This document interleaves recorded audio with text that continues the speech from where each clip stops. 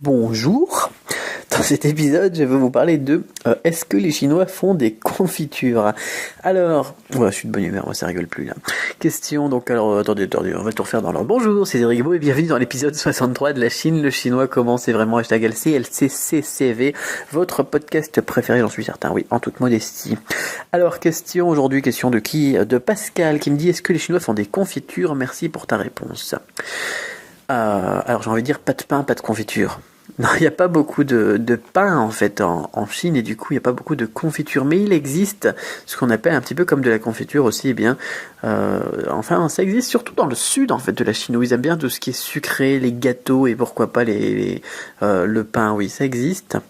Oui, ça existe. Voilà. Comme le miel, mais c'est pas si facile que ça à trouver donc de la confiture, à part au rayon import, donc des grands supermarchés. Donc est-ce que les Chinois font de la confiture? Non, mais ils ont un autre truc un petit peu, un autre truc maison, qui se fait aussi avec une couche de fruits, une couche de sucre, une couche de fruits, une couche de sucre, et un petit peu d'alcool. C'est bien tout simplement, oui, effectivement, les alcools de fruits faits maison.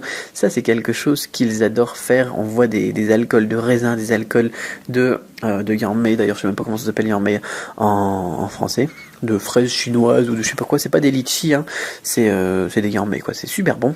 C'est rouge, ça tache les vêtements, mais c'est super bon. On trouve du miel aussi, on a des apiculteurs en Chine, donc pour des trucs pour le petit déjeuner, pourquoi pas.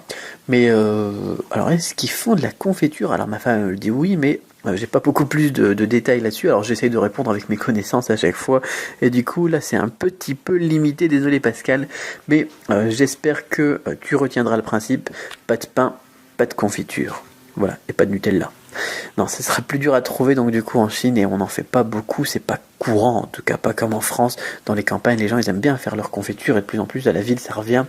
Ils aiment bien faire leur pain aussi d'ailleurs. Là non, pas en Chine. En Chine par contre ils les adorent. Là, j'insiste là-dessus, pour un truc maison qu'on peut faire chez soi, et bien c'est faire de l'alcool de fruits notamment. Ils prennent donc une couche de fruits, une couche de sucre. Ils recommencent ça 50 fois, hein, dans un grand bocal de, je sais pas, 20 litres, 30 litres. Enfin, un grand bocal, quoi. Un grand, je sais pas comment ça s'appelle d'ailleurs. Je perds mon français, moi, dis donc. Et ils rajoutent un petit peu d'alcool pour amorcer la réaction généralement du Maotai ou du Baijiu, donc du vin blanc chinois. Donc de meilleure qualité pour les personnes plus aisées et de moins bonne qualité pour les personnes moins aisées. Moins aisées, ouais, enfin bon.